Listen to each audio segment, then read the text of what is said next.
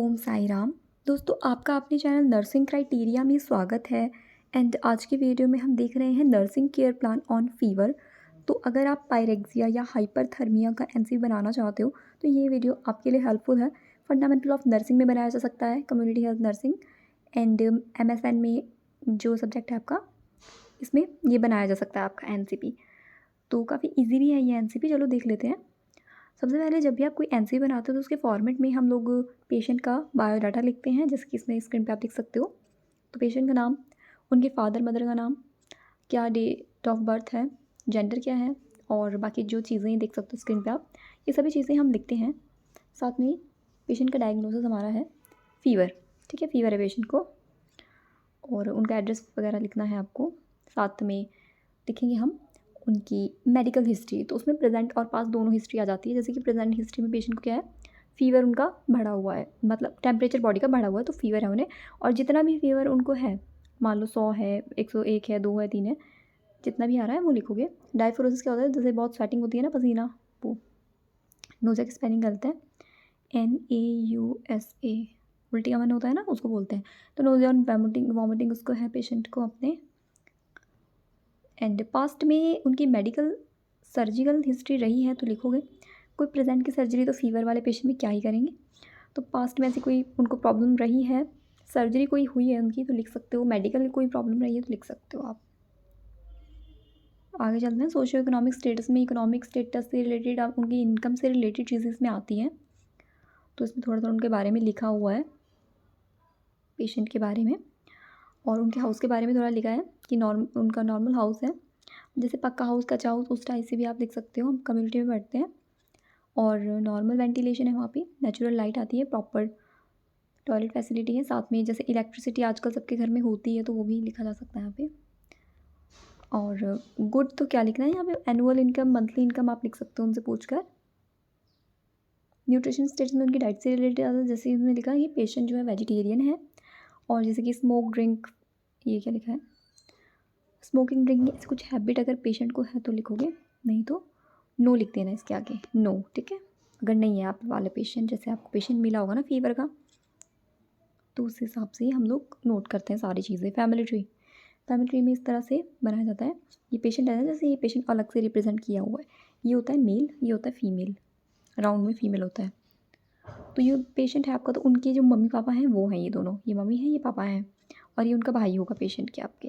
तो ये उसकी फैमिली है भाई की, और ये पेशेंट की फैमिली है। इस तरह से फैमिली ट्री बनाया जाता है। अगर आपको फिर भी फैमिली ट्री बनाना नहीं आता, मुझे कमेंट कर देना, मैं आपके लिए एक नई वीडियो ले आऊँगी स्पेशल अलग से फैमिली ट्री की ही, अगर कमेंट आता है तो। नहीं तो ऐसा ज़रूरी नहीं है ये फैमिली ट्री वाली चीज़, क्योंकि ये ईजी ही होता है फैमिली ट्री बनाना। ये देखो, ये मेल है, फीमेल है, ये मत लिखना, ठीक है, मदर फादर नहीं।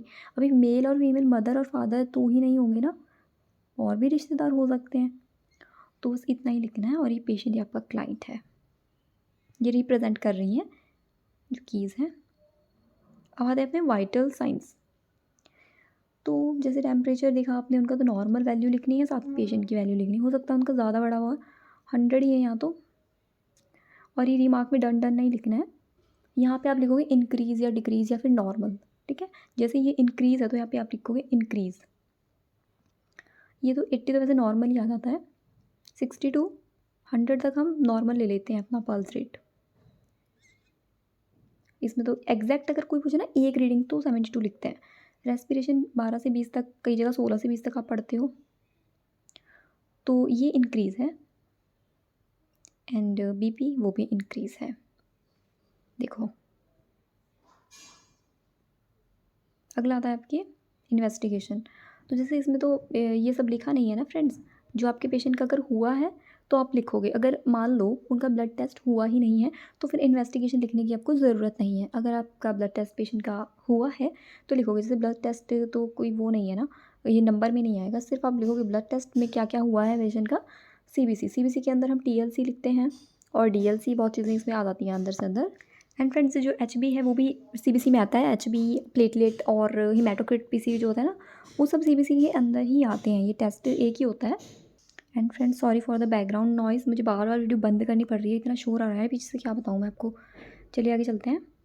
फिजिकल एग्जामिनेशन उसके बाद लिख रहे हैं हम लोग, जैसे कि जर्नल अपीयरेंस में सबसे पहले आ जाती है पेशेंट की, फिर से साउंड आ रही है पीछे से। फिर आता है मेंटल स्टेटस पेशेंट का, नो कॉन्शियसनेस, उनका लुक कैसा है, ये सब आएगा। नेक्स्ट आता है वेट एंड हाइट पेशेंट का, आप लिखोगे। स्किन की क्या कंडीशन है वो लिखोगे। And head and face, scalp and face आ जाता है इसके अंदर। देन आइज़ का एग्जामिनेशन आप करोगे। विजन आप देख सकते हो, उनको स्पेक्स वगैरह कोई लगाते हैं, मायोपिया, हाइपरमेट्रोपिया, ऐसी कोई प्रॉब्लम है देख सकते हो। ईयर एंड नोज़ का एग्जामिनेशन, माउथ एंड फेरेंक्स का एग्जामिनेशन आप करोगे। ईयर में फ्रेंड्स हियरिंग चेक कर सकते हो पेशेंट की आप, किसी तरह का आप नॉर्मल डिस्चार्ज वगैरह तो नहीं है। तो इस तरह से हम complete head to toe examination करते हैं। नेक्स्ट आता है चेस्ट का examination, thorax, breath sound, heart. ये ब्रेस्ट फ्रेंड्स फीमेल के लिए, हमारा पेशेंट मेल है, और अगर आपको फीमेल पेशेंट मिलती है तो ये आप लिख सकते हो, नोट कर सकते हो। ऐसी कोई एबनॉर्मलिटी ब्रेस्ट में अगर मिलती है, नॉर्मल शेप है तो फिर ठीक है। अब्डोमेन, अब्डोमेन में ऐसे 4 चीज़ें हम लोग नोट करते हैं, inspection, palpation, percussion and auscultation. तो वो आप लिख सकते हो अगर आप अच्छा से बनाना चाहते हो, अच्छे से करना चाहते हो उसको। एक्सट्रीमिटीज़ की मूवमेंट देखते हैं, रेंज ऑफ मोशन, बैक का प्रॉब्लम तो नहीं है कोई उन्हें। जेनाइटल एंड रेक्टम ये आ जाता है इसमें। तो जेनाइटल में क्या होता है, जैसे कुछ मेल होते हैं जैसे, तो उनमें प्रोस्टेट का प्रॉब्लम रहता है, प्रोस्टेट एनलार्जमेंट रहता है। और रेक्टम में कुछ पाइल्स हेमोरॉइड जैसी कोई प्रॉब्लम तो नहीं है, ब्लीडिंग तो नहीं है, वो सब हम इसमें देखेंगे। अब आता है नेक्स्ट आता है फ्रेंड्स मेडिसिन जो होती है, ट्रीटमेंट हमारी। तो आपको पता है पैरासीटामोल फीवर को कम करने के लिए यही एक मेन ड्रग होती है, वो दी जाती है। ये 500 और 650 mg में हम लोग देते हैं, अडल्ट की डोज है ये। और ब्रूफिन दे सकते हैं अगर जैसे पेन रहता है बॉडी में, तो ये भी दी जा सकती है। एंड एस्प्रिन भी दी जाती है, ये भी फीवर को, पेन को कम करने के लिए देते हैं। इसके अलावा जैसे आपको पेशेंट तो मिला ही होगा, तो उनको कुछ मेडिसिन तो चल रही होंगी ना, वो आप नोट करोगे। IV फ्लूइड्स भी दिए जाते हैं फीवर वाले पेशेंट को। नर्सिंग डायग्नोसिस, तो first diagnose increase body temperature related to fever, activity intolerance related to increase body temperature. और इसमें थोड़ा बहुत वीकनेस भी होता है, बॉडी वीकनेस, जनरल वीकनेस आ जाती है फीवर में, इसलिए भी। Impaired nutritional status less than body requirement, related to fever भी लिखा जा सकता है इसमें। इसके आगे इन्होंने आधा ही लिखा है ना, तो उसको लिखना आप। जब भी फीवर होता है, आपने भी नोट किया होगा अपने में ये, कि हमको एनोरेक्सिया हो जाता है, कुछ भी मन नहीं करता खाने का, मतलब लॉस ऑफ एपेटाइट रहता है इसमें। एंड अलग से 2 डायग्नोस ये भी हैं। इसके अलावा फीवर एंग्जाइटी का बना सकते हो, नॉलेज डेफिसिट का बनाना चाहो तो वो भी बना सकते हो। तो 1 बाय 1 करके नर्सिंग डायग्नोसिस को एक्सप्लेन करना होता है हमको, नर्सिंग प्रोसेस बना करके। असेसमेंट में सबसे पहले पेशेंट का जो डाटा होता है, पेशेंट जो कंप्लेन करता है वो सब्जेक्टिव डाटा होता है, और जो मेडिकल स्टाफ होते हैं वो ऑब्जर्व जो करते हैं वो होता है ऑब्जेक्टिव डाटा। तो ये फीवर का है, सबसे पहले फीवर का बनाया हुआ है। तो हमारा जो मेन गोल रहता है वो फीवर को रिड्यूस करने का है, जिसके लिए हम बहुत सी चीज़ें करते हैं। पोजिशनिंग वगैरह तो है ही, लेकिन हमको कोल्ड स्पंजिंग वगैरह इसमें रखनी होती है, और एंटीपायरेटिक्स ड्रग्स जो होती है वो देनी होती है। तो ये चीज़ें आप यहाँ पे नोट कर सकते हो, जो ज़रूरी चीज़ें हैं वो आप लिख सकते हो। साथ में इम्प्लीमेंटेशन करना होता है, जो भी हम एक्शन में चीज़ें लाती हैं, इम्प्लीमेंटेशन उसको कहते हैं।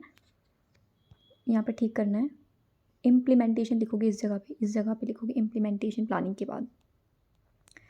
एंड इवैल्यूएशन सबसे लास्ट में हम करते हैं कि भाई पेशेंट का जो फीवर है वो रिड्यूस हो चुका है अप टू सम एक्सटेंट, या फिर या उसकी कंडीशन में इम्प्रूवमेंट है।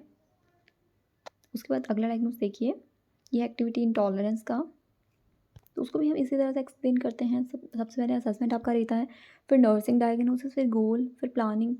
फिर से गलत लिखा है यहाँ पे, इम्प्लीमेंटेशन लिखना फ्रेंड्स, ये मिस्टेक है इसमें जो मैं आपको ठीक करवा रही हूँ, तो आपको ये ध्यान में रखना है चीज़ें कुछ। अब नेक्स्ट डायग्नोस देख लेते हैं फ्रेंड्स। इम्पेयर्ड न्यूट्रिशन का डायग्नोसिस है हमारा ये, जिसमें कि पेशेंट का जो न्यूट्रिशनल स्टेटस उसे हमको मेंटेन करने का हमारा मेन गोल रहेगा, क्योंकि उसे भूख नहीं लग रही है ना।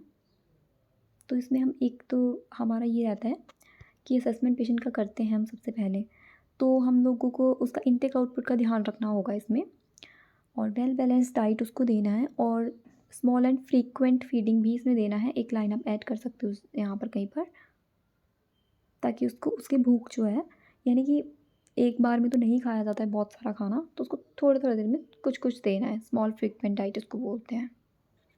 कोई ऐसा उनको मेडिसिन जो है वो प्रॉपर देना है, कई बार टॉनिक भी लिखते हैं डॉक्टर, तो वो भी दिया जा सकता है इसमें। लिक्विड डाइट पे पेशेंट को रखा जा सकता है अगर वो नहीं खा पा रहा है तो। ये हो गया आपका सेकंड डायग्नोसिस। फीवर फैंसी वैसे फ्रेंड मैंने पहले भी अपलोड किया है, तो वो भी आपको हमारे चैनल पे मिल जाएगा। जब फैंसी बनाते हैं सबसे लास्ट में हमको हेल्थ एजुकेशन प्रोवाइड करना होता है, तो हेल्थ एजुकेशन फीवर से रिलेटेड आप बना सकते हो, आसान होता है, ज़्यादा मुश्किल नहीं है। डाइट से रिलेटेड पेशेंट को गाइड कर सकते हो, एक्सरसाइज से रिलेटेड, हाइजीन से रिलेटेड बताया जा सकता है। ओके, और मेडिसिन फॉलोअप वगैरह, इसके अलावा बहुत चीज़ें आप लिख सकते हो इसमें, बहुत चीज़ें, काफ़ी कुछ आप अपनी तरफ से भी ऐड कर सकते हो इसमें, तो बहुत ही छोटा सा है ना, और भी बहुत चीज़ें आप ऐड कर सकते हो। तो फ्रेंड्स, आज का आंसर भी आपको कैसा लगा प्लीज़ मुझे कमेंट करके ज़रूर बताना, अपने फ्रेंड्स के साथ शेयर कर देना ताकि उनकी भी हेल्प हो जाए। And thank you so much for watching.